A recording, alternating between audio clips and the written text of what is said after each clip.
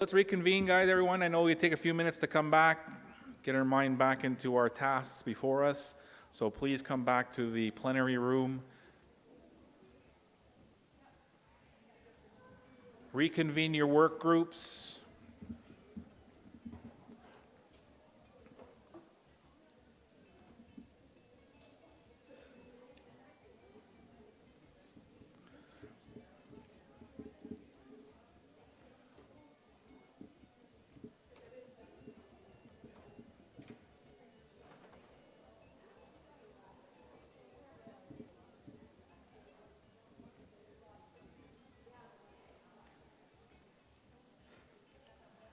So in my discussions in lunch, going around talking to people, my sense is that people got about two questions, about halfway through your conversations. We're up against time, which is our challenge, but also I don't want to cut the conversations too short.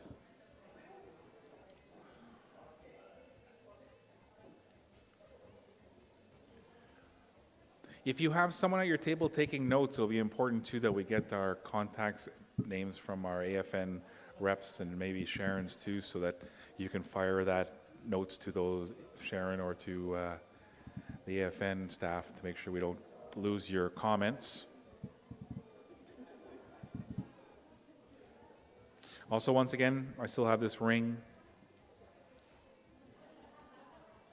It's kind of like a Green Lantern ring.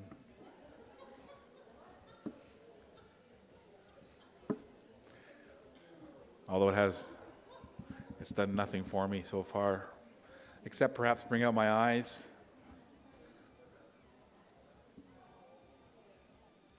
Who's cold? Who's warm? Oh, yeah, they already know who they are. They prefer not to share that fact with anybody. So we got kind of people freezing. I know that my feet are freezing, which is kind of weird. Maybe my shoes are too tight, but I'm sensing that the room is a little too chilly. Maybe when everyone's in here, it'll warm up. So come back to plenary. Let's reconvene.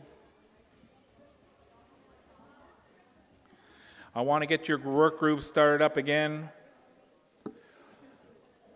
I want to give you 15 minutes to finish your conversations, which is not going to be perfect, I understand, but other groups might have to tackle those questions. Is everyone back in the work group? Je regarde la table en arrière, sont prêts à partir? Vous êtes prêts à continuer votre discussion?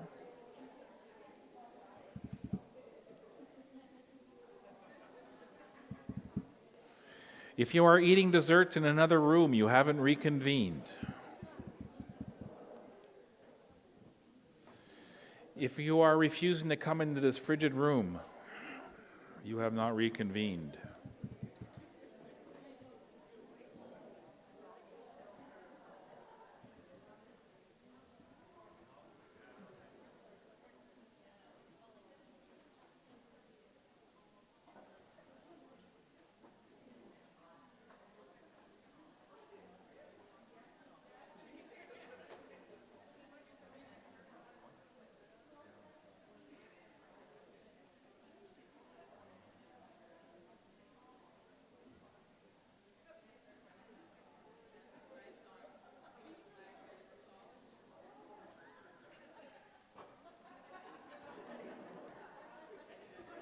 All right, has everyone reconvened into their groups? Who's missing group members? Send out a search party. Bring them back. 1:30. Let's reconvene our conversations at our work group. I want to give you 15 minutes to get as much as you can done on the questions that are before you. Move on to the next question you have. Let's fill in those forms as quickly as possible. Let's get done. Let's talk. Ready? You get to do it all by yourself. Answer all the questions. If you're sitting by yourself, you have not reconvened as a group.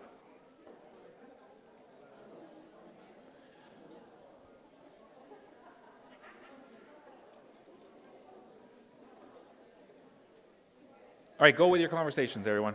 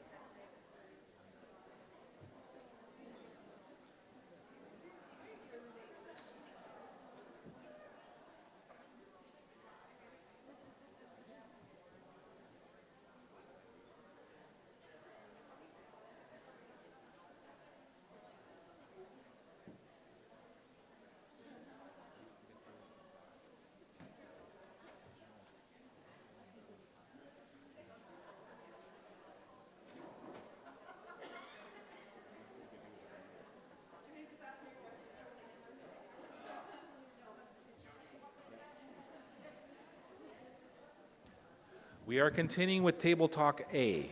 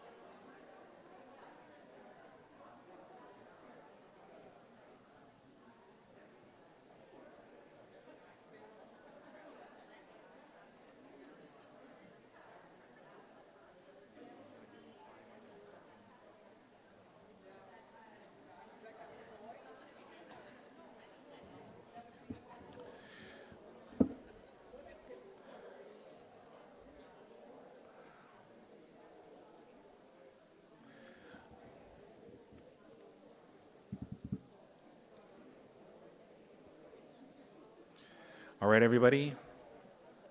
I want to take a couple of minutes to highlight some key messages that you have in your notes. We're going to have to come to an end of our table talk discussion 1. And the reason we kind of had one group start with the number 4 and the other group start with number 1 is that hopefully we've answered, everyone had an opportunity, or at least all the questions have been considered by most of the participants. We're kind of running out of time and we want to move on to our tabletop discussion number 2. So if you have your notes, raise your hand. AFN staff will come and grab your worksheets, so let us know where you are with your worksheets, and we'll come pick those up.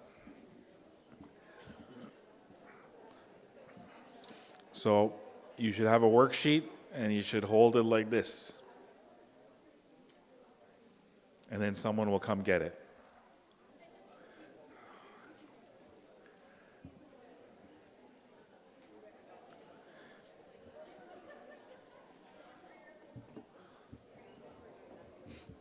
So they're coming around to pick up your worksheets.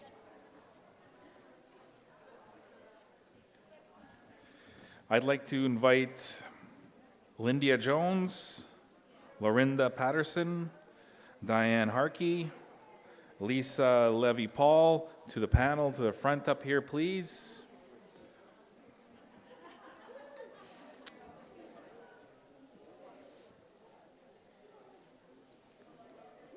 So raise your hands with your worksheets.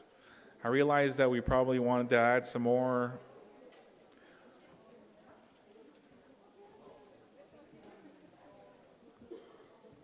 But I want to work to our worksheet number 2.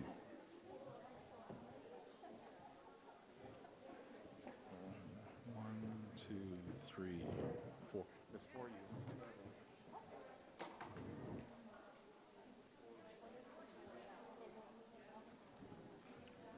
I'm a panelist short of a full house. Who am I missing?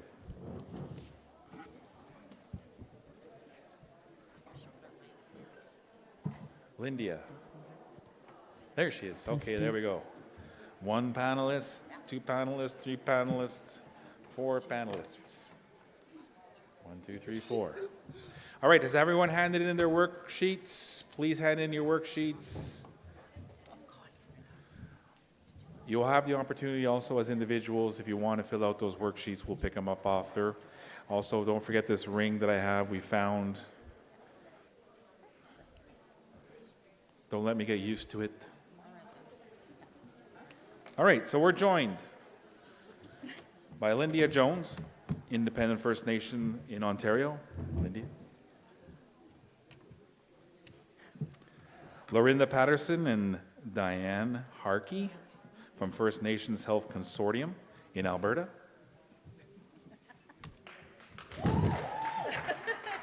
There we go. Dessert just kicked in.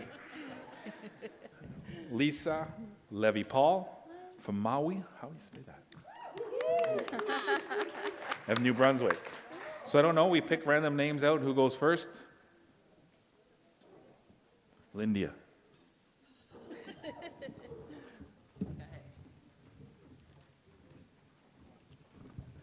Hi, my name is Lindia Jones. I'm with the Independent First Nations of Ontario.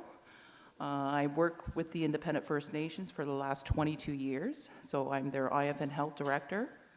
And I've got a presentation just to share with you. Do I have to do the green? Okay. And how much time do I have here? 5 minutes. Oh, God. Okay. Because I've got a number of slides, but I don't want to bore you either. But I think it's important to just give you a little bit of a background about who the Independent First Nations are in Ontario, okay? So just to give you some information, the Independent First Nations, those Independent First Nations who chose not to belong to a PTO began forming an alliance with other like-minded First Nations in the early 1990s. In 1994, several Independent First Nations in Ontario acknowledged the need to bind their relationship through the development and recognition of an Independent First Nations protocol. In 1995, the IFM protocol was implemented, and from these actions, funding from the federal and provincial government was received recognizing the Independent First Nations as a unique body of First Nations in Ontario. As a non-incorporated body, just want to stress that, the Independent First Nations meet from time to time to determine necessary and appropriate political activity and actions for the betterment of all our nation families. And that is through our chiefs meetings, health director meetings, our ending violence against Indigenous women and social network meetings, our youth meetings, and of course we have capacity building and training sessions.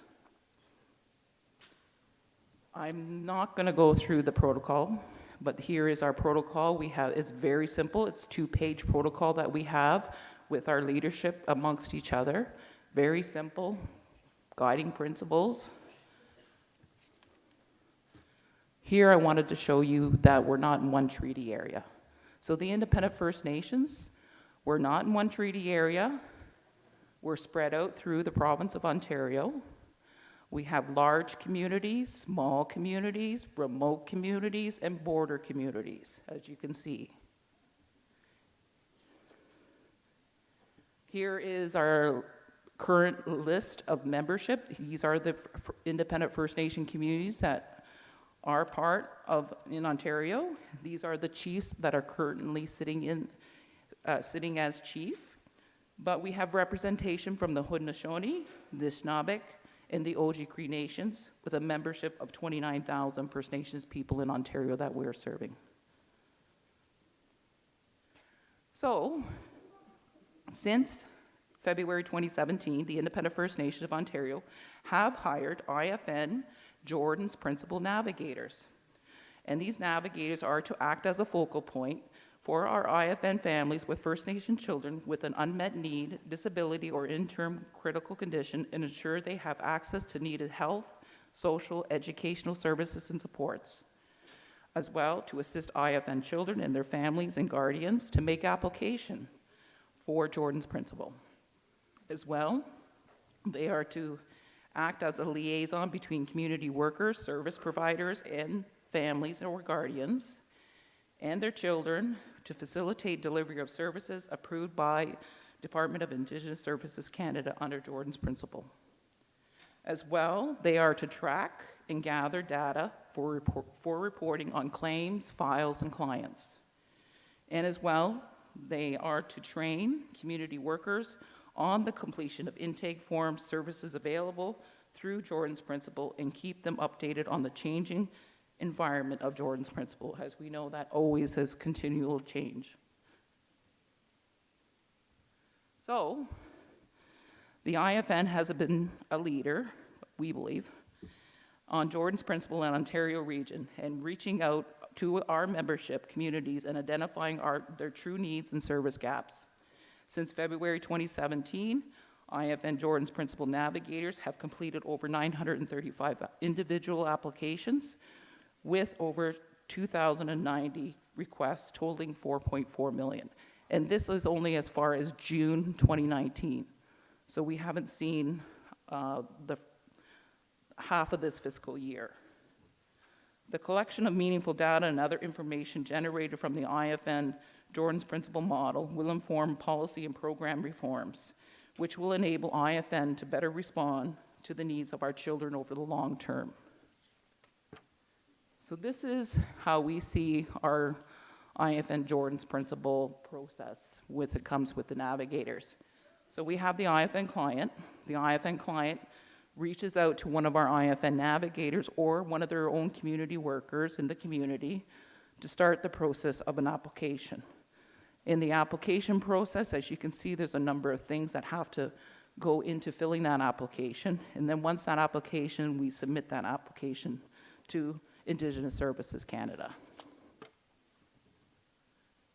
Here are some data that we have started collecting. So these are just for the navigators. This is not about our payments, because there's a few more slides. So as you can see in the IFN Jordan's Principle Navigators approvals, in 2017-18, we had over 1 million. In 18-19, we had 1.9 million. And of course, as of June, This is my latest. In 1920, we had 1.4 million. And I'm sure that has already doubled for 1920 with my navigators being on the ground. Here is some of the other data that we do collect too from our navigators. So they collect this data, the number of applications initiated, the number of applications submitted, the number of requests in that application, the number of approved applications, the number of denials, and the number of reviews. And this is covering all 3 fiscal years. So just to show that we are collecting some of this data. And we present this data to our IFN chiefs so they are aware of what's happening in our communities, but they can ask specifically for their own data within their own community. Some of our challenges. The IFN Jordan's Principles navigators identified a number of issues and challenges. Still, there's inconsistency in approvals. The 48 response is not always being met. Applications going to headquarters for several weeks without review, approval, or denial. The amount of paperwork required to receive funding can be overwhelming to the families, the workers, communities, and the IFN navigators. Rolling out the enhanced funding at the same time as individual funding has created chaos and/or opportunities in our communities. So we had to go into our own IFN communities explaining what was group, individual, enhanced, all those things that were coming down. The other thing was the 24-hour urgent file timelines were not always being met. And another big one was the delay in payments has created increased mental and financial stressors on families or resulted in the loss of a service or provider. So those are some of the things that we've seen on the ground. So recognizing significant delays in payments from Canada, the Independent First Nations leadership voted to forge ahead with an IFN Jordan's Principle pilot project as payment processor for the IFN approved applications by Indigenous Services Canada. In June 2018, the Independent First Nations and the department formally announced a joint pilot initiative that will expedite the payment of services that have been approved by department's Jordan's Principle initiative for First Nations children who are members of IFN communities, beginning June 15th, because we didn't start right at April 1st. So anything after June 15th, any approval letters was going to be coming to Independent First Nations if they're an IFN member. The Independent First Nation Jordan Principle applicants will still have, meaning the clients, still have the option of working directly with our finance or to go to with Indigenous Services Canada. So they still have those options available to them. Here is our Jordan's Principle payment process. So Indigenous Services Canada sends the approval application or letter. It is sent to the client, and then also it's CC'd to one of our IFN navigators or the community worker. And then from there, to get the payment in process, we need approval letter or an email from ISK. We get a direct deposit form from the client, any receipts or any quotes for items or services in order to process that payment. So then then it goes to our IFN Jordan's Principle Finance Clerk for payment. And of course, at the end of it all, our IFN client is happy. So pretty straightforward there. So the purpose of our Jordan's Principle model was that the Independent First Nations Jordan's Principle model overall objective is to expedite the delivery of and payment for approved services to First Nations children who are members of IFN communities. This includes payment to USA providers and organizations where no Canadian provider or organization is accessible or available. To provide facilitation functions for IFN community members and their families who wish to make or have made applications to Canada via Department of Indigenous Services Canada for services or benefits under Jordan's Principle. To work with existing or new providers, agencies, to have them deliver the approved services and supports or products, and to train workers within IFN communities, creating streamlined services for IFN families. So that's our model. Our outcomes, that it's independent First Nations driven, it's client-based, service delivery. It decreased delays in the application process for Jordan's Principle benefits and in the payment for services, equipment, supports to our IFN members. Decreased mental health and financial stressors upon our IFN families. Improved processes, decreased pressure points to accessing Jordan's Principle. Improved collection of meaningful data as well. And it's a development of a model adaptable to any other political territory, organization, or region. I hope I'm not boring you. So since we've started this work on the ground with Jordan's Principle, there's a number of working documents that we had to create in order for us to be successful. So we have a Jordan's Principle application checklist, a reimbursement payment, a service provider payment, notice to self-employed respite providers and support workers, travel payment, consent to disclose personal information, product and shipment order, service confirmation, direct deposit, advance payment, navigator application tracking form, as well what to do now that you have been approved information sheet, because we find that a lot of families, once they get approval letters, they don't know what to do or where to go and how to act on those. So that's why we've created that kind of information sheet. As well, a lot of our communities were having a hard time understanding this substantive equality form, so we kind of tailored that to make it simplified for when our navigators are sitting down with families, and it's like a questionnaire checklist that they're checking off now. So it's very simplified for them to understand what that means. As well, a declaration form for mental health services, and then confirmation of residency, and then as well, we've created an intake form number 2 to complement the Indigenous Services Jordan's Principle application. So we use those form 2 with the application to be a little bit more thorough. And it is my understanding we've just finally simplified all these forms and made them consistent to look, and we need to send those to Indigenous Services Canada so that they have the right forms that they are using when they have contact with our independent First Nation clients, because I understand they're using old forms. So I just wanted to mention that to ISK. Here is some of the examples that our navigators have. This is what we share at the community level so that community people know and the families know what is being approved and some of the services or products that they could look at. I'm not going to go through the list. I'm just going to.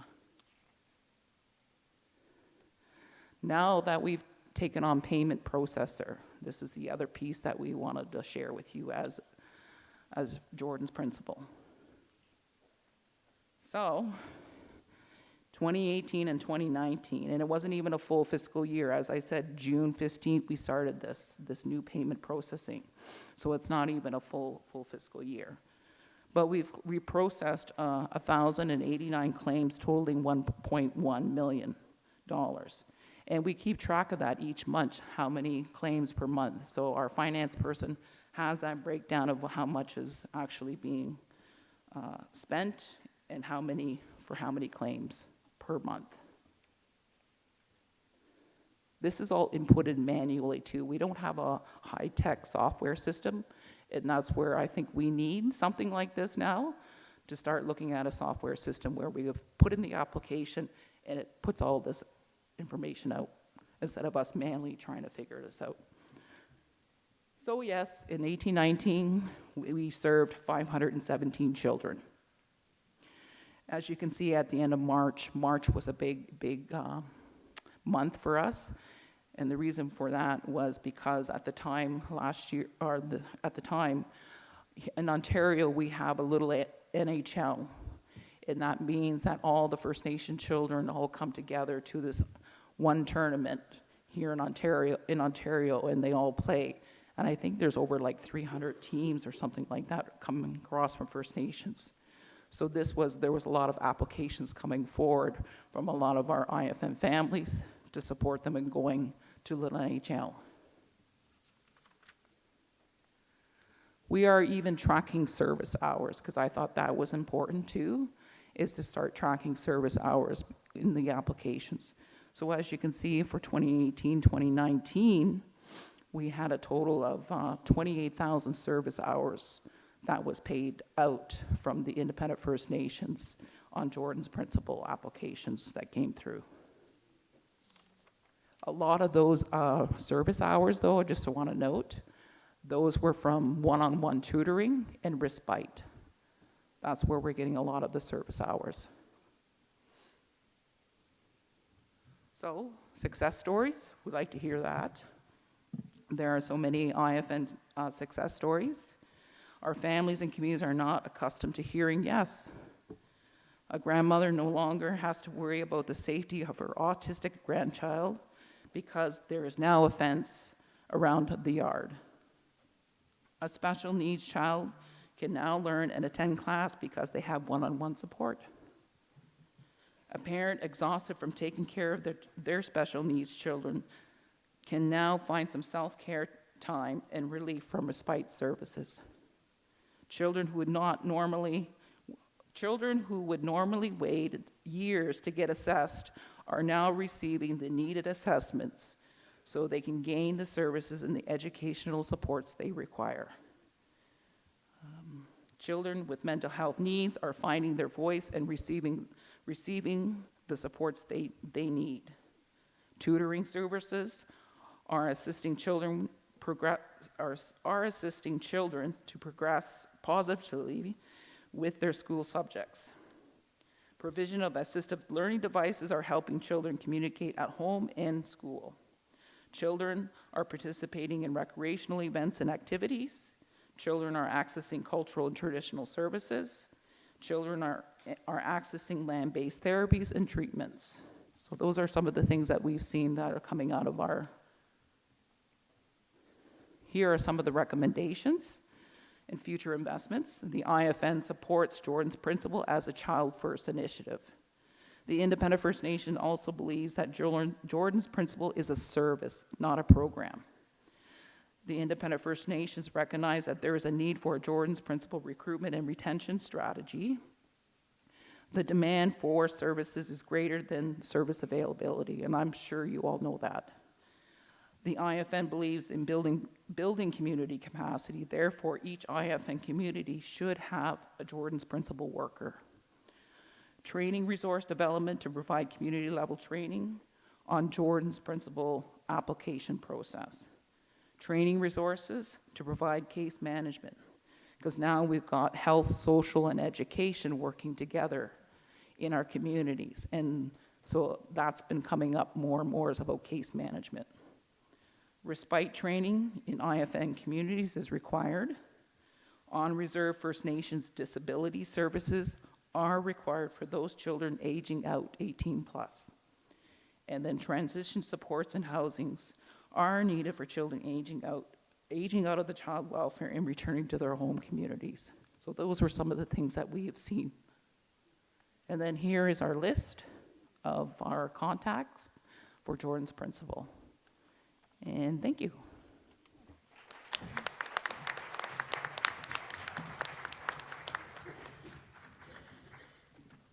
We'll continue our conversation on innovation and service coordination with Lorinda Patterson and Diane Harkey from First Nations Health Consortium in Alberta. Please help me welcome both.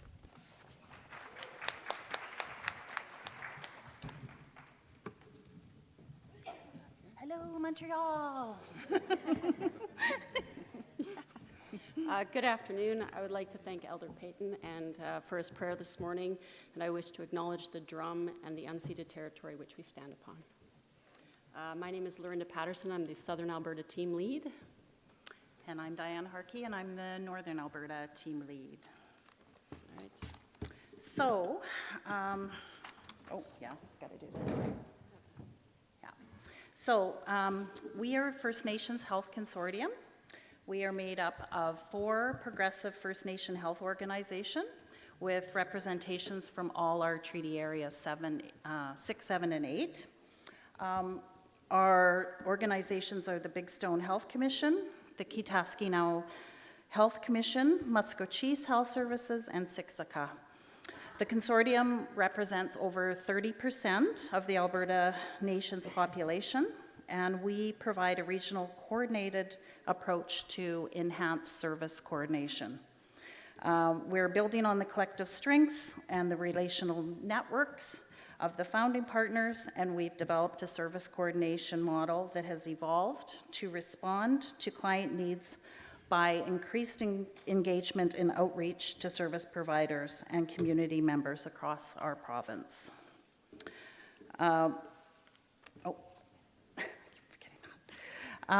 We have a strategic plan that's come and gone, the phase 1, and I think that we've reached everything in that strategic plan.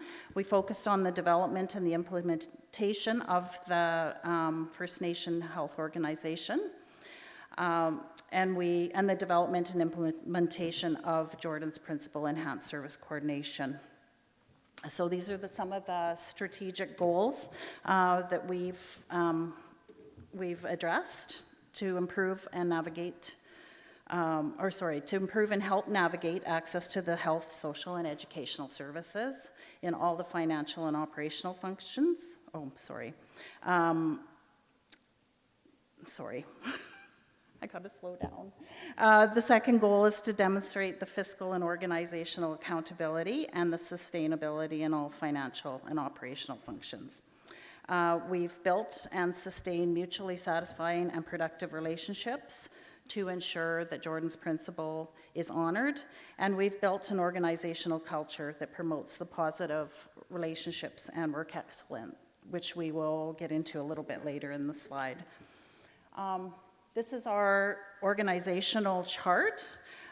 We are up to 13 regional service coordinators in the province now, and they span all from northern to southern Alberta.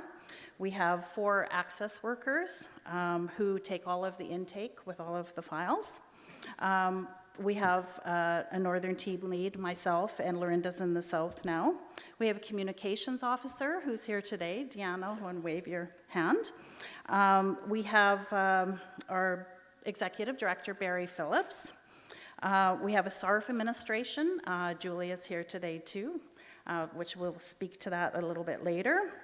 And our administration is our executive assistant, Teresa, who none of us can operate without, and our 2 receptionists, both in the Edmonton and Calgary office. So that's just us in a nutshell. We have a service coordination model, which I know it looks very busy, so I'll just explain kind of in a nutshell. So we ask people to call our toll-free number, which is 1-844-558-8748. And anybody can call, guardians, service providers, for a possible Jordan's Principle case. So they get greeted by a warm body on the other end of the phone, which is really nice. We are very proud of that. That's our access workers. So the access workers will take the information. Sometimes it's just an inquiry, and we do record our inquiries as well, so we can have some data around that if there's a common thread that we're finding questions are being asked. And then if it's indeed looking like it's going to be a Jordan's Principle case, then the file is transferred to a regional service coordinator. Like I said, we have 13 in our province.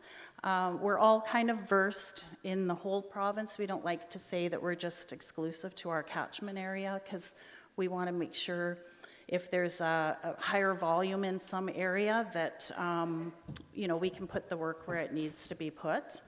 So once they get the file, obviously they reach out to the family, and then we like to pride ourselves in trying to take that stress out of navigating the system, because that's a lot of our families who are phoning are usually being told no, and we'd really like to take that out of the equation and start working with them. So we like to say that we let our families lead the conversation. They know their needs, they know their child. So we do that. And then we are also, a big part of our job is not just to put an application, but to also give them resources. So we have to be very, very versed in the resources that we have in the province and throughout. So we share, we do a lot of networking and share a lot of our finds with each one, so we can provide the best possible care. So, like I said, sometimes it's just a general inquiry, and then, of course, we put the applications through to our focal points. We have a very unique, I believe, system in our province. We work very close with our focal points. We have a wonderful relationship with them. We meet with them on a regular basis, and they're always there to answer our questions, so we're very fortunate for that. Yeah, now, Linda. All right. So expanding our vision. FNHC is a responsive and innovative and collaborative organization. By expanding the number and placement of our regional service coordinators and access workers to meet those needs province-wide, we have initiated strategic placement of access workers in high population communities to provide walk-in intake services to address the on-reserve barriers to accessing us. Our FNHC team is comprised of people who speak Blackfoot, Dene, Cree, and those with various backgrounds in nursing, social work, education, and child and youth care. This diversity serves to strengthen our working knowledge and ability to navigate systems in such areas as allied and mental health services, child and family services, and education. Our team,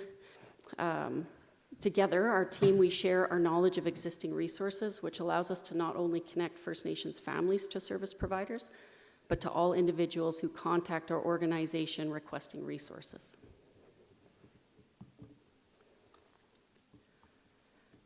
Our outreach activities across the province, as an organization, we continue to facilitate the creation of mutually supportive relationships and partnerships. So FNHC engages in community events such as health fairs, parent-teacher night, teddy bear fairs to increase awareness and knowledge about Jordan's Principle. Our regional service coordinators meet with the parents, grandparents, other caregivers, alongside an access worker who will provide an intake service on location. Active participation in these events across the province provide us with the unique opportunity to network with service professionals in those areas of health, social, and education. It's key to develop and strengthen those relationships, which is essential to our service coordination model.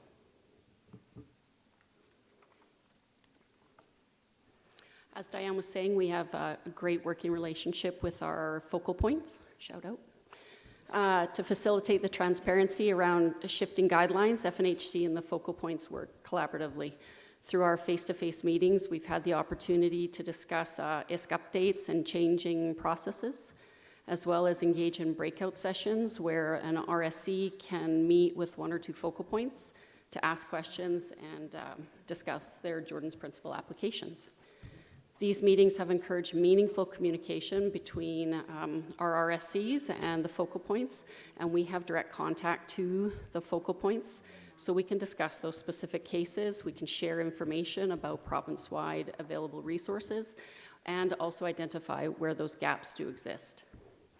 As an innovative approach to addressing the provincial division, FNHC has proposed to co-locate the focal points within FNHC's office space to better facilitate working relationships and expedite effective service coordination in the province of Alberta.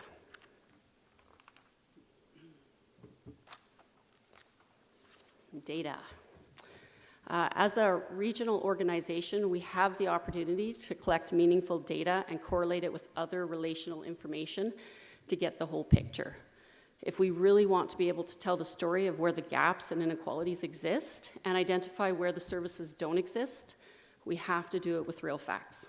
So identifying gaps in service through data enables us to confidently influence government policy in terms of closing those gaps, either through new programs or amendments to existing programs, and the implementation of innovative processes. Without the data, we cannot identify shortcomings of our current programs and services, and good decisions come from knowing all the facts, and we know that facts impact policy change.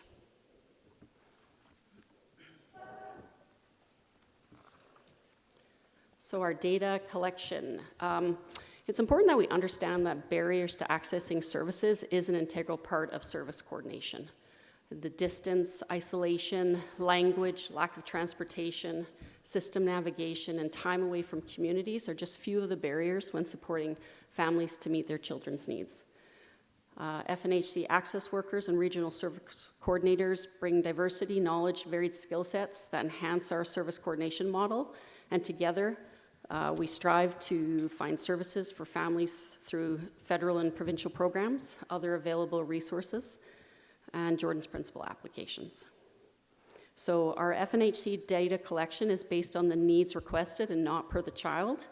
And the above chart demonstrates here that the priority and needs in these areas of dental, education, health, vision care, and support with treaty registration for children residing on and off reserve.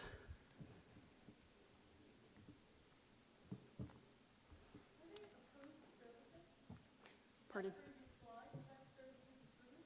Services approved. Yes. So how do we tell Alberta's story? Well, we have a database, and so we do collect it across the region, as I was saying, and with this data, we can identify where there's unmet needs, as well as take into consideration the overall cost of providing the services to meet the needs. As we continue to grow, we continue to make modifications to improve and expand our database so the data grows with us to best capture our story. So this is just our front page, so to speak, of our database.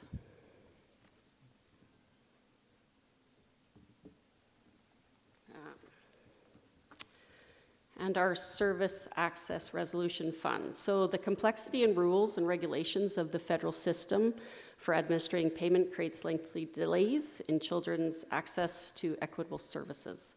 In order to facilitate more timely reimbursement to our First Nations families, Indigenous Service Canada and the Alberta region transferred partial responsibility for administration of processing individual payments to the First Nations Health Consortium, so that we better provide that wraparound service coordination to our clients. So this project came into effect June 1st of 2019.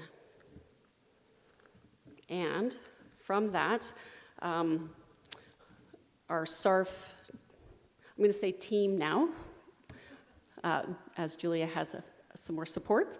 Upon receiving all documentation required to process the payments, FNHC was able to process 86% of those payments within the first 15 business days. So payments that were processed past this time frame, as you can see, through the 16 through to 50, they're due to the human factor, we call it, such as delays in receiving the documentation, invoices from the vendors, services not yet completed, or the ongoing monthly payments. I think that's, yep, cheer up. All right.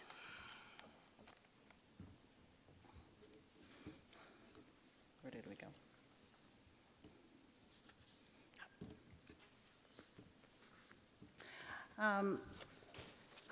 Thank you. Alberta was the first to have a memorandum of understanding. The First Nation Health Consortium, partner organizations, partnered in the development of this unending MOU, recognizing and acknowledging the treaty as specified in the Medicine Chest Clause in the commitment between the First Nations Health Consortium, the Government of Canada, and the Government of Alberta to support the seamless coordination of access to programs and services needed by First Nations children on and off reserve. So the objective of this MOU was for the parties to work collaboratively and I can never say that word, somebody help me out. You know what it is. To ensure First Nations children in Alberta residing on and off reserve that they have access to all those government services without limitation or discrimination, receiving care and or supports equivalent to other Albertans, and that was signed November 15th, 2018. So that was a pretty exciting time for us, for sure. And this is just the last slide on our presentation. That's a lot of our staff that's pictured there. Barry, R.E.D. is in the far left, right. Anyway, you know, the guy in the... oh, hey, yeah, I've got a laser pointer. They told me that. This guy. There he is. Awesome. Yeah, and this is just a sample of a teddy bear fair down here that we attended, the MOU again, and another teddy bear fair. So, because we can, the First Nation Health Consortium will help to restore and sustain our people's health and well-being for generations to come. Thank you.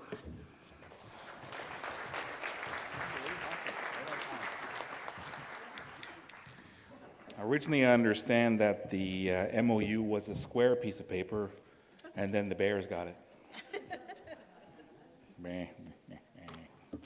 I'd like to continue our conversation on innovative practices the organizations have created, and I would like to invite Lisa Levy-Paul from the Maui Council of New Brunswick.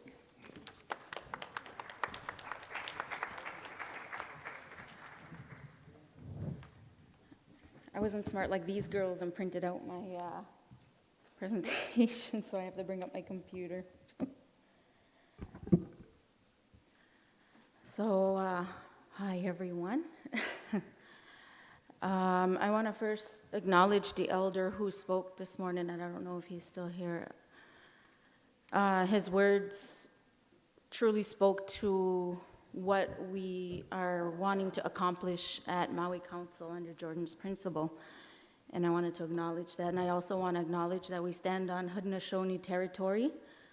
And I want to say thank you, Walali Niawagoa, to our Haudenosaunee brothers and sisters who allow us to conduct our business here on their territory. So my name is Lisa Levi-Paul. I'm the Jordan's Principal Service Coordination Manager at Maui Council. I'm from the Elsipogtog First Nation on traditional Mi'kmaq territory in New Brunswick. And I began my role as a service coordinator for Maui Council in 2017. And I've had the privilege of serving our children and our families since then. Maui Council represents 3 of the largest First Nations communities in New Brunswick, and under Jordan's principle, we serve 8 out of 15.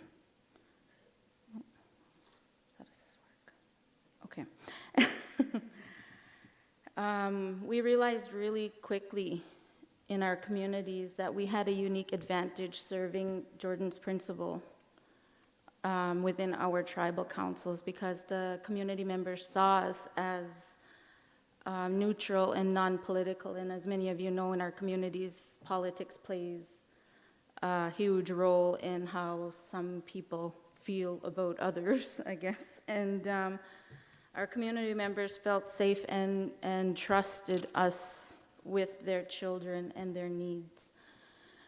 Almost immediately, we identified a huge need for family supports and advocacy in our communities, because a lot of the families did not fall under existing programs like CFS. And for example, in Elsipogtog, we have the FASD Center, Diagnostic Center, and they also have a family support function for children who are undergoing diagnosis. And many of the families did not fall under that program, so we became a catch-all for these families. Because the only qualification that you need is to be a child under the age of 19 with an unmet need. So we began almost immediately, I think probably late 2017, early 2018, on developing something. We really weren't sure what we were developing, but we knew that we needed to serve our families more effectively. And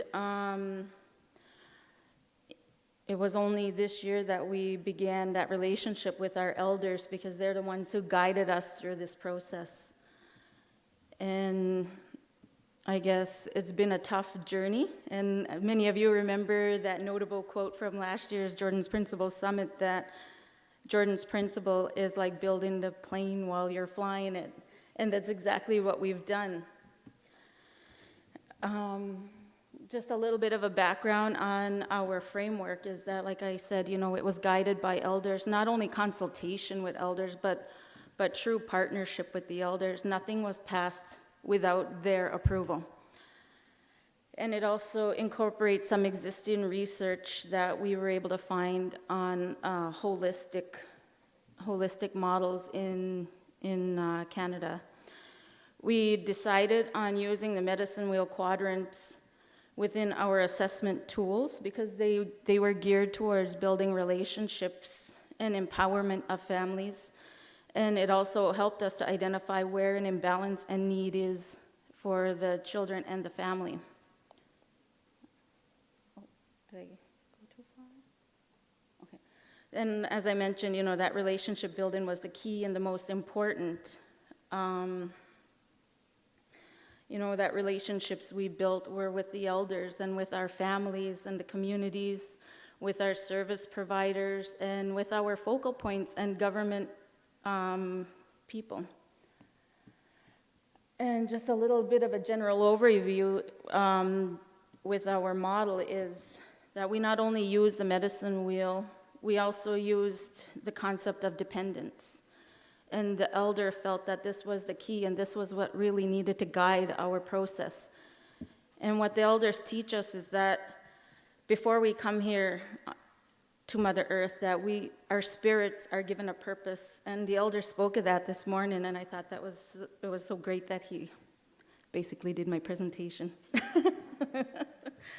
But the elders talk about that before we come here, our spirits have a purpose and a gift, and we know that, and Creator gives that to us. And when we are born, that veil between the spirit world and the physical world begins to close as we get older, and we forget about that. And that's part of our journey. Our personal journey is to find that gift that we each possess. And the elders talk about that journey is an individual journey, but once your gift is identified, that you've been able to identify that gift, that it's a gift that serves the whole community and the people around you, that it's not a gift that serves you as an individual. So with that, he also talked about the dependence. As children, we are born fully dependent on our mothers for survival. And as we get older, we are taught by our aunties and uncles, our grandparents, the older brothers and sisters, and the people around us, that how to survive, how to live in this world, not only physically, but also in reciprocity with each other, that we all are dependent on each other. And as young children and young adults, we grow and we learn and we try things new. We are codependent, so we still rely on those people to raise us and to teach us, but we're also trying those things that we're learning, and eventually we become independent. We're able to cook our own food, raise our own children, and we become independent in this world, but that leads to that interdependence, because once you find your gifts, once you realize that you can't survive without those around us, and the elder spoke this morning about that connection that we have with the spirit world, but also with our Mother Earth, you know, to grandmother water, to grandmother moon, you know, grandfather sun. We have that interconnection and interdependence, and we need each other to live. So that is what guides our process and what guided in the development of our model. I'm confused with this and that. So this is the elder, Noel Millier from Elzebukdug. And he was the one that was really held the role of our elder. And what we asked was, okay, we have this knowledge. We have this knowledge that you give us that was given to us by our ancestors. How does that translate into the work that we do on a day-to-day basis? And what he talks about is the dependent stage and moving towards that interdependence. And he says, you know, when people come into your home, it's part of our culture to welcome them, have a welcome atmosphere. If they're staying in your house, you give them the best room, you give them the best bed, and you give them the best everything because they're your guests. And that's how our families should feel when they come to us, is that they are welcome and that they are given the best of everything. And also share that information with our families.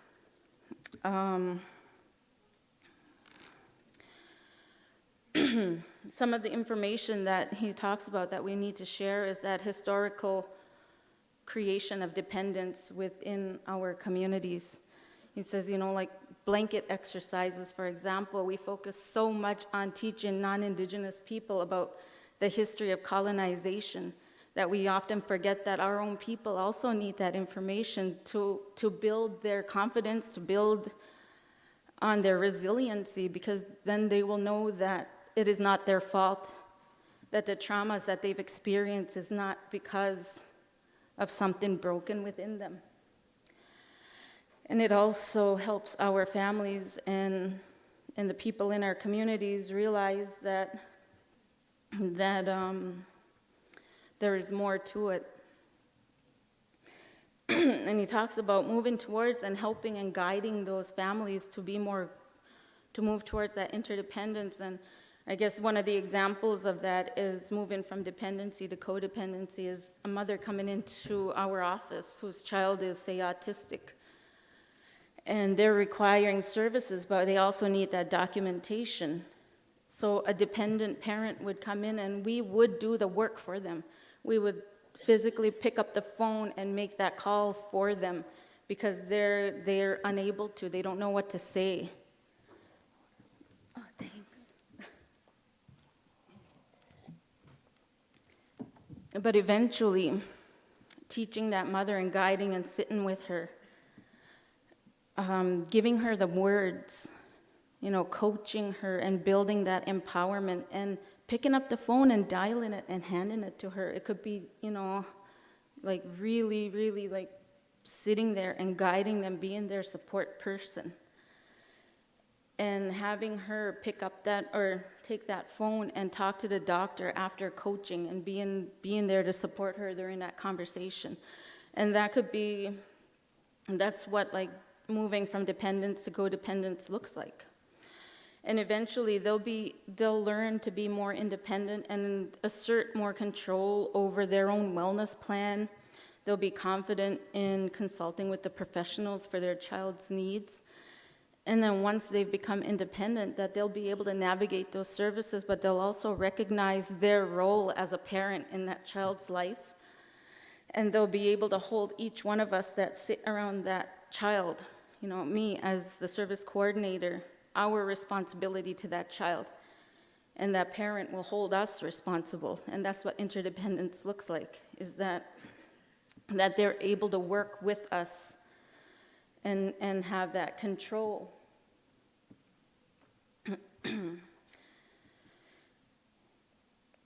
So the other component that we used was Cindy Blackstock's breath of life theory. And the reason why we chose this was because it backed up what we wanted to do. So culture, we used culture to shape the context of our model.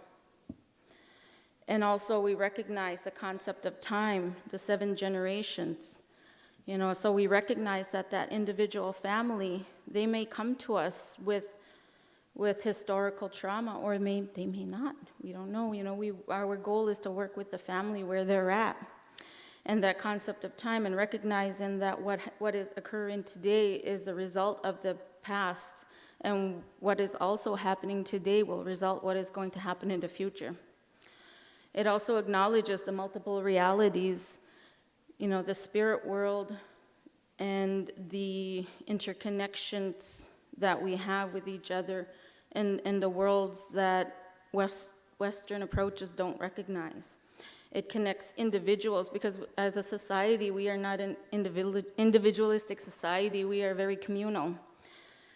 And what our goal is to build those connections with our families who might feel that they are isolated. So building that relationship with the world around them. Oh, what happened? Oh, okay. So, as I mentioned earlier, we've developed assessment tools, and just a little overview of the assessment tools is you'll see 2 forms. This form here is the services being requested. So when a service provider or family comes in, then it's a very simple tool. You just tick off, you know, like if it's under the physical, mental, emotional, or spiritual, and then there's a little box at the bottom where they would put in detail what is being requested. But we also have this services currently being received, because we want to identify who is involved in this child's life and what role they play. And what we don't want to do is duplicate services. We want all those service providers to be able to sit around that table and serve that child to the best of everyone's ability. So we've developed this form, and it's just a simple, it allows us to quickly determine and see visually where services may be needed for the family. So when you go back to this services being requested form, say there's 3 in the physical, 3 in mental, 3 emotional, and maybe 1 in the spiritual, well, we would shade in each of these, this is cool, each of these quadrants, I guess. So then if there's 3 of each and only 1 in spiritual, then very quickly you can determine that there is an imbalance within the child's physical or spiritual component. And we would work with the family. What is the child's spiritual beliefs, the family's spiritual beliefs, and how can we nurture that child?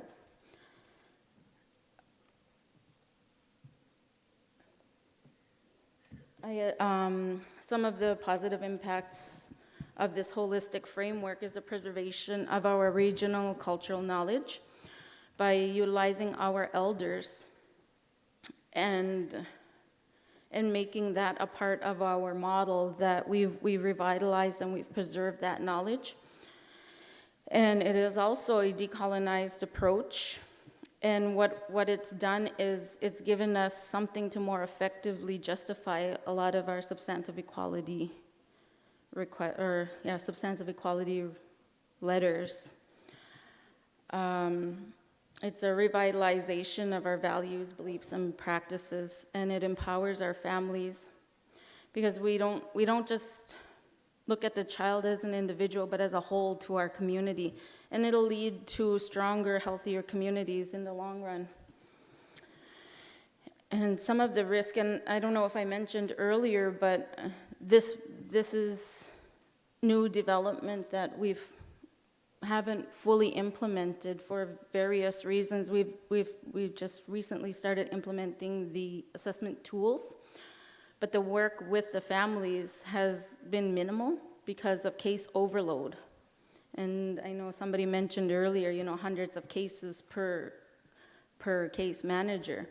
And it kind of makes it difficult for our girls to be able to go in and do really good family support work that our families deserve because of that, because we don't want to burn them out. So I guess the financial components of that have played a part in it. And it kind of perpetuates that ongoing cycle of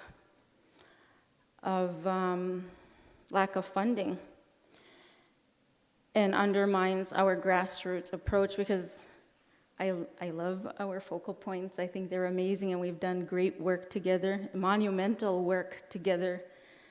However, when Jordan's principle was first implemented, it was a very top-down approach. And what we've done is taken that opportunity to develop something that works within our communities, that we've identified that need for our families. And I guess just my last point is that, and my boss is going to kick me for saying this, but we don't feel that this is a new or innovative model or approach. And the reason I say that is because our elders, our ancestors knew how to work with our families and what our people needed, and we are going back to that. We are recognizing that importance, so that's why I say it's not new and it's not innovative. And it's not the first, and it won't be the last, and I feel that we need that support from the government to be able to fully implement what is needed in our communities. So.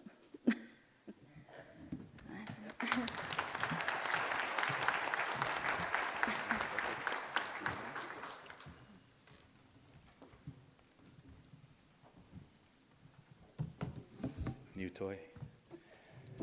Thank you very much to our panelists. Let's give them a hand for their presentations. Very innovative. Usually I would open them for Q&As, but I got no time, and I want to put you back in the work group so you can give us answers to the questions we have. So thank you very much, lady. Very, very informative. Very different approaches, so it's fascinating to see how different places are tackling the issues that they have in their community level. So it's fascinating. Thank you very much again. Table Talk B. On your tables, Table Talk B. Innovation for this Table Talk discussion may include topics such as service coordination models, service delivery, governance, partnerships, advocacy, communications, policy work, etc. Question number 1, should you choose to answer. What innovative practices are taking shape in your region related to Jordan's Principle implementation? Question 2, B2. What challenges related to Jordan's Principle implementation have you encountered that may require innovative solutions? Question 3, what are some barriers to innovation in your region? How can you see these being overcome? So the theme here, if you see a barrier, try to think about innovative solutions. We're talking about innovation. You have 45 minutes to tackle these questions. I'm not giving anyone an order. Tackle them in the order you feel most appropriate or most pressing to your table. You have 45 minutes. So let me do some calculations. 3:30. You'll have till 3:30, and at 3:30 we'll take a break. One more mention. We did find this ring in the ladies' washroom. If no one claims it, I'm going to say it was my 2015 Ligue des Chums Old Timer Championship ring. No one will believe me. Are we ready to go? Everyone in their tables? Everyone has their worksheets. Is anyone missing a worksheet? Is anyone missing a participant? Does anyone want to be traded from their group? Any questions, issues, concerns, fears? Seeing none, ready, go.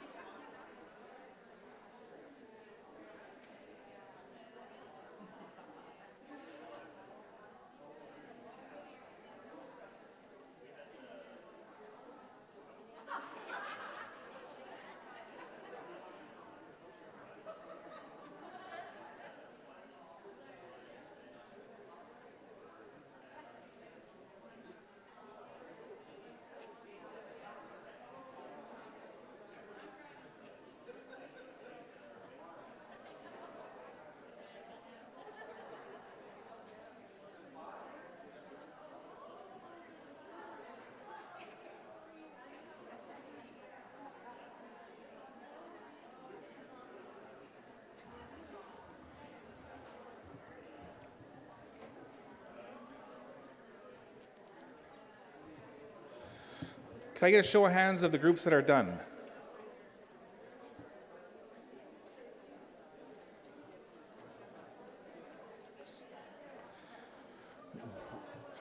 Those who need about 10 more minutes. If you are done, take a break.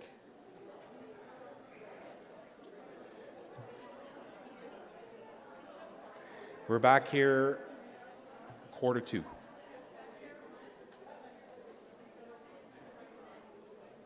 Hand in your worksheets, please. Martin's over there in the corner. You can give them to Martin over there.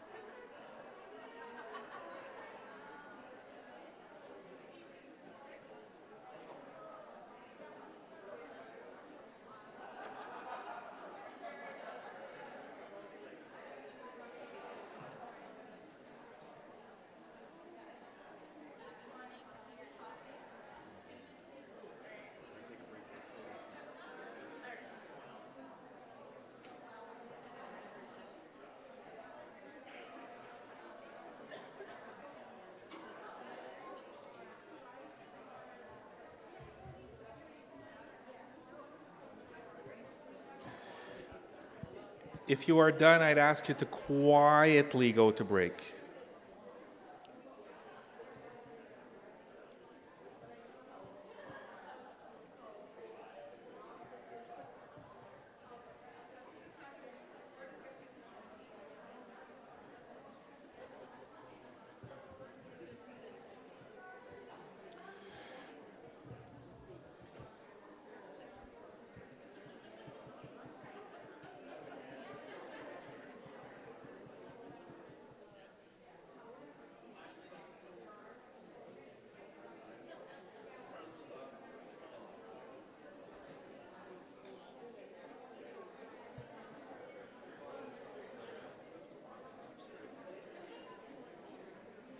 Hand in your worksheets back here. Martin has them back there.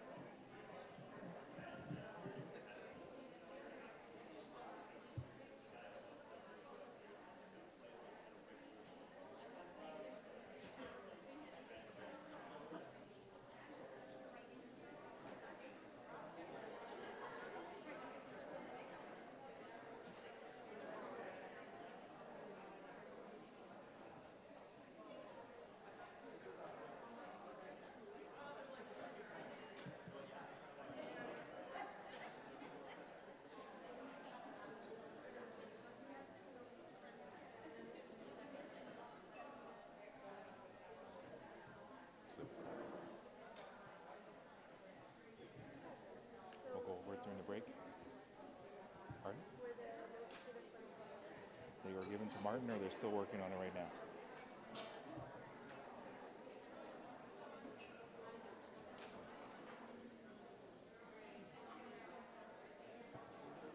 All is well, thank you.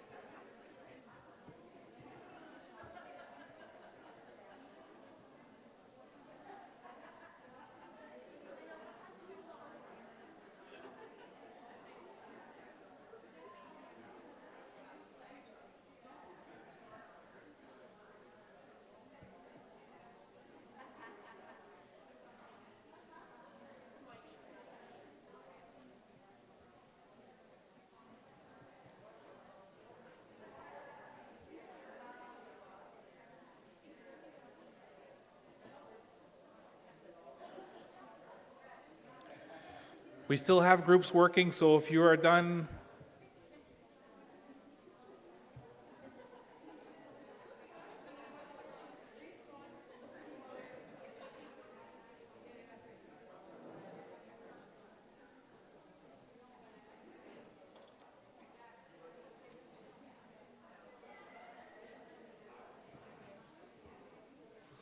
five minutes, everybody, 5 minutes. 5 minutes.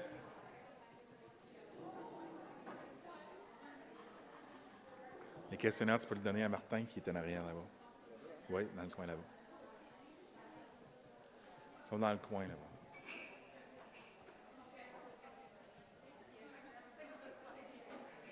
Merci.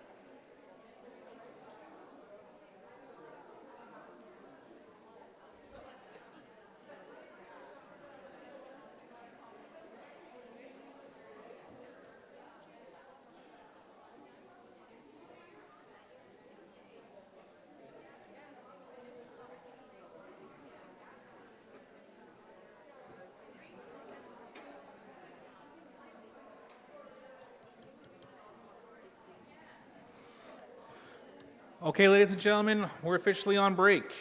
If you're not already on break, please take 15 minutes, hand in your worksheets, table at the back on the right, my right. You can hand in your worksheets, les feuilles de travail en arrière à ma droite, s'il vous plaît. On est officiellement en pause.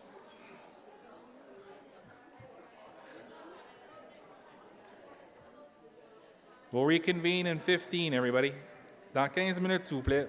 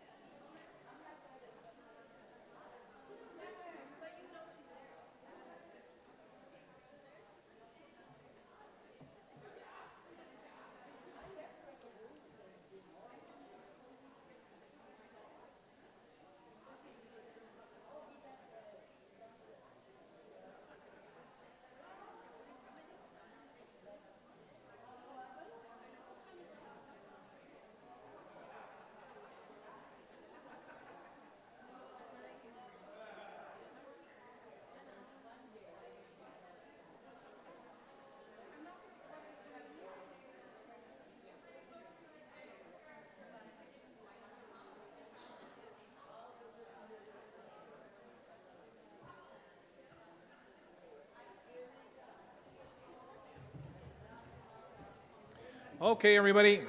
I'd like to start reconvening so we can start our next session at 1:45. If you are in the Agora room, if you can start making your way back to plenary, please. We do want to get to our next tabletop conversation. A few announcements. Ontario, Jordan's Principal Knowledge Exchange Gathering, December 10th to 12th in the Big Smoke, or Toronto. Once again, December 10th to 12th, Ontario, Jordan's Principal Knowledge Exchange. Also, this evening, we get to watch a film by Alanis Obomsawin, Jordan River Anderson, The Messenger, Justice is Possible. That's this evening at 7:30. Snacks at 6:30. And I understand that it's an official selection of TIFF, and I believe that's a cookie. And there'll be cookies, TIFF cookies served this evening, along with the Alanis Obomsawin movie. I guess.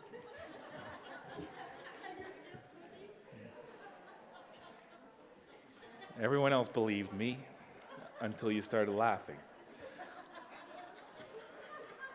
Everyone was anticipating their TIFF cookie along with the movie. Who's going to the movie this evening?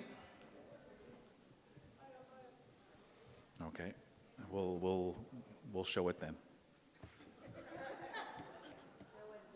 Just if no one was coming, we wouldn't show it.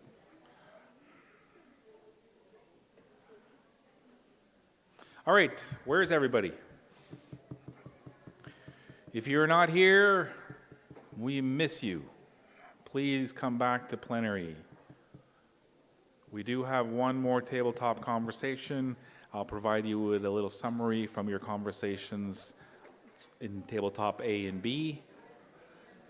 And then we'll wrap up for the day, send you off to get refreshed for the movie this evening. Has everyone handed in their worksheets? If you have personal notes, you can also submit those. Personal answers to the questions that are provided, you can provide those answers also. The back table, if you have any more worksheets, please hand them in to my right in the back there where Sharon's sitting. You can hand in your worksheets if you have any. If you had a worksheet that's on your table that's no longer there, it was probably an AFN staffer who stole it, then make sure it's in the report. Are we back?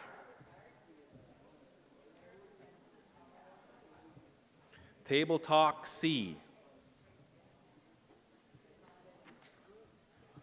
Relationships and building connections.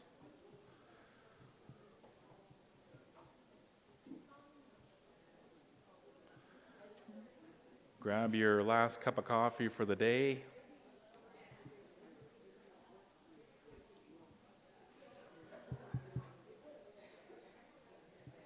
Let's reconvene our working groups.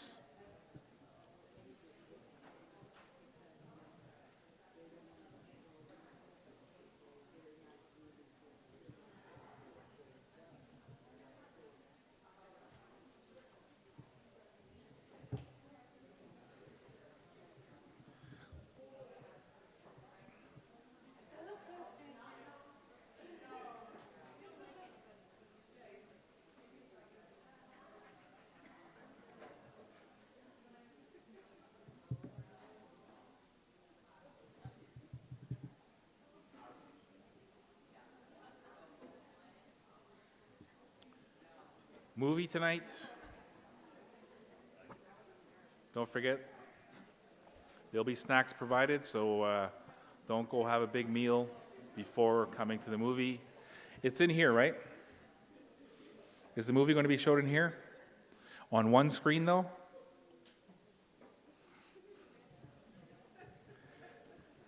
We'll be showing the movie in one screen or two screens? The plan was one screen. Or maybe half on one and half on the other? It's en anglais. It's in English, right? Our movie's en anglais? Je pense que oui. Is there subtitles? Je vais m'informer.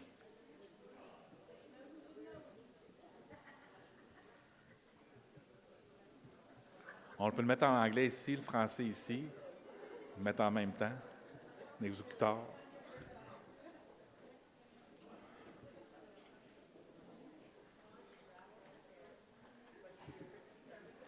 All right, I see people moseying back to their tables.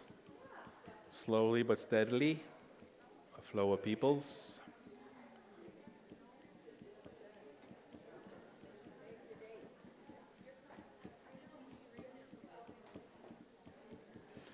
Okay. Relationships and building connections.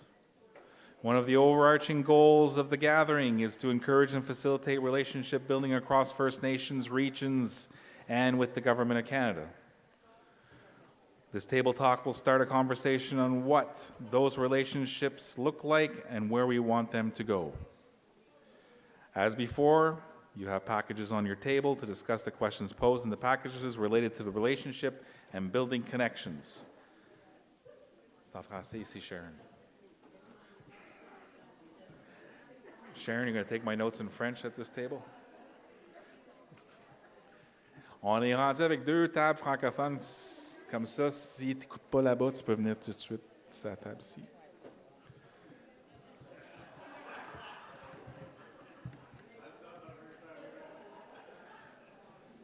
All right. Question number 1.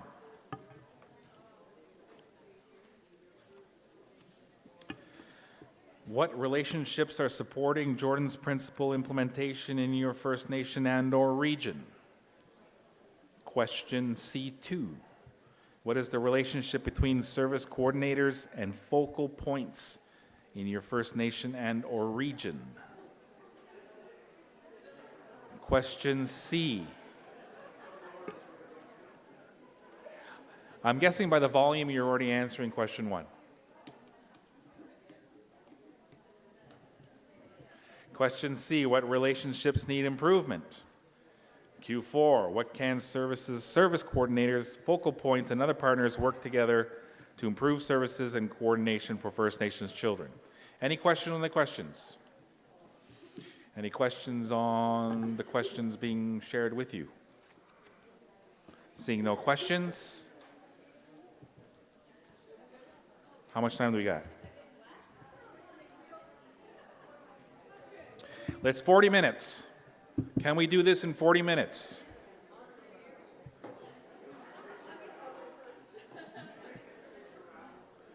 There's a request from the table over here. He no longer wants to work with these people, he said.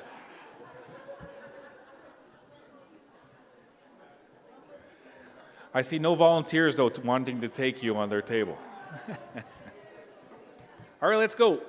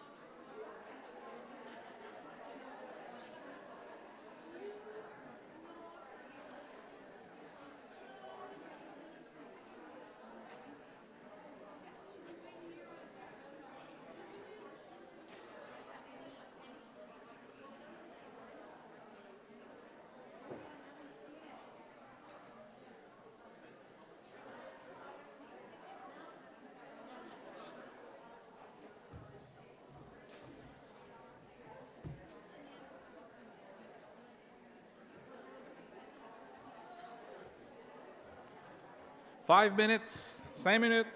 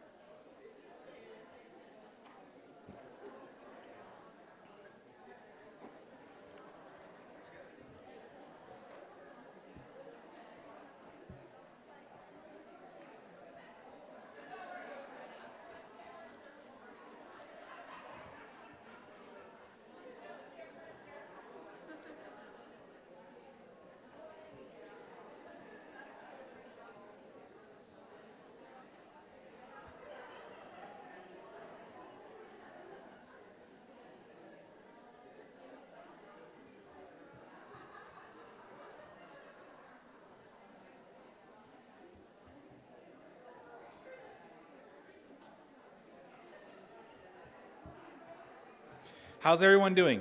Is everyone finished? Who has not finished? Ceux qui n'ont pas encore fini. Has everyone finished all the questions?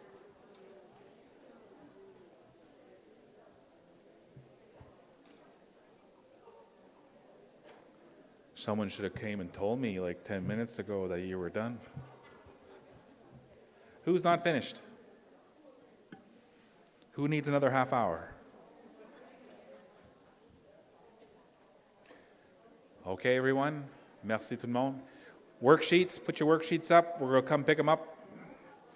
We'll come around, pick up your worksheets. Martin's all by himself, gets to pick them up all by him lonesome.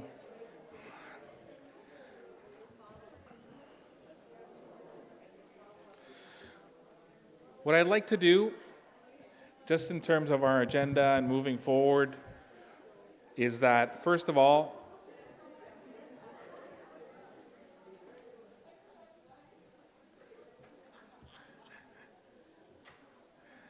I seem like a teacher here waiting for everyone to be quiet. Don't make me come down there. What I'd like to do is go over the themes that we heard this morning from the first table talk, 2 table talks. One first note is that the detailed notes have all been collected. In fact, we got responses from people who are watching on the webcast. So when I listed out the questions, we got me emails from people at home participating. Their answers were all wrong.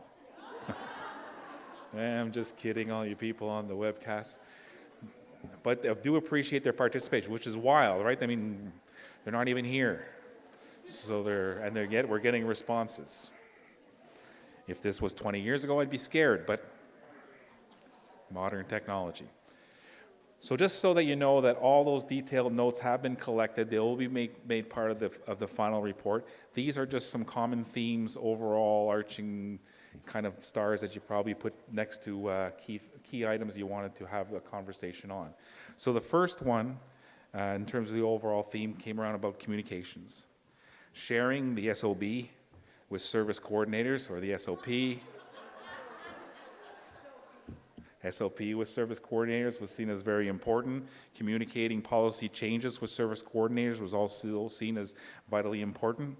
Consistent and persistent information sharing is needed. So obviously, communication is always an issue. I don't think I've been to a meeting where communications is not an issue. So obviously, communications is something we consistently need to work on. National consistency, staying on the consistency theme. There's an experience that approvals are not consistent across all regions. So there seems to be a variance across the country in terms of approvals. So there's some concerns and perhaps seeking some consistency around those approvals. The issue of capacity was also something that was brought up across numerous conversations. Greater service coordinator capacity, better data collection capacity, and approvals capacity was some 3 themes around the capacity issue. The database from Alberta, everyone was kind of open. I mean, even panelists were saying, can we get that too? So maybe there's an opportunity to network, and we'll have that conversation tomorrow. Based on the SOP and companion document discussion, seems to be premature as service coordinators did not get a chance to see a SOP ahead. So it was very hard to have a conversation on the companion piece without having a good understanding of the SOP. Getting better at that. So I think that maybe that conversation obviously needs to continue. We need to understand the SOP first and then try to develop that companion document once we have a good understanding of the main document. Many administrative challenges were brought up. So that's something that generally a theme. There are administrative challenges that we have to look at and address. And Table Talk B. It was one of the key themes of service coordinators have a very heavy workload, making planning and innovative approaches to service coordination challenging. And I think that's pretty consistent in a lot of communities. If you're always crisis, dealing with the individuals that are in front of you, you don't have time to step back and look overall. And maybe these are the kinds of forums where you have that opportunity. Identified need for training, enhancing capacity, and better resourcing for service coordinators was another theme in the conversation. It reinforces the need for a holistic approach to Jordan's principle and services more broadly and breaking down the silos. Relationship development. There was looking that we need better relationships between the provinces and the territories, the regions with the headquarters, service providers, focal points, family involvement within ISC processes. Again, kind of relationships, communications seem to be hand in hand in terms of enhancing those, making them better. In whole wrap-up, heard many challenges. I guess they're telling me my wrap-up doesn't do it justice. I thought I did pretty good. It's missing like lots, so just so that you know, this is very, very synopsis as quickly as we can do it in the 10 minutes that we had. Repeatedly heard how important service coordinators are. Reaffirmed the value in the role you all play in making our children have what they need to thrive. So very much appreciative of your efforts at home and here also. So thank you very much all for your participation. And that's the end of my synopsis. And I know what you're saying. He didn't say what I did. I said something different. It's in the notes. And we'll ignore it later. TIFF. Movie this evening. Not a cookie. It's a movie. Jordan River Anderson, The Messenger, Justice is Possible, en anglais. On s'excuse, mais ça va être en anglais. Mais Madame Obama-Sowin va être ici, puis elle s'exprime en français. So Ms. Obama-Sowin will be here this evening for the movie at 7:30, 6:30 snacks.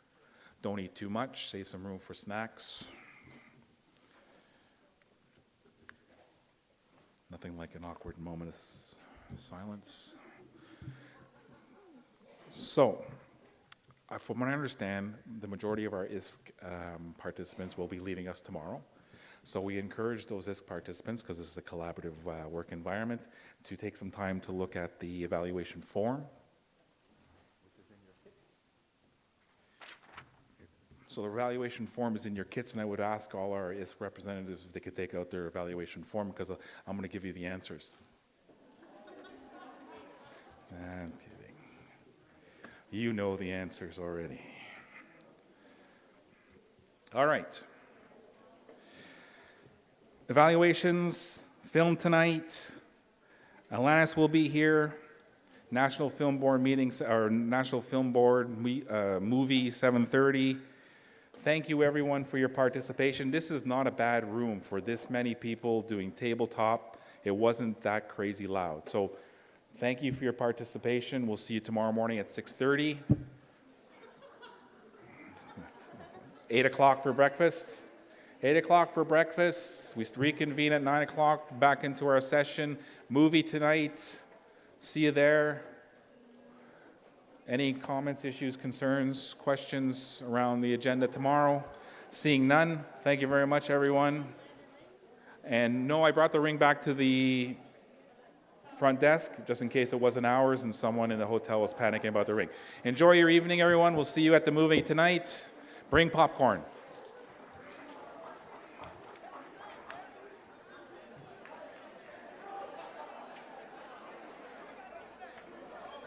If you can bring the elevator.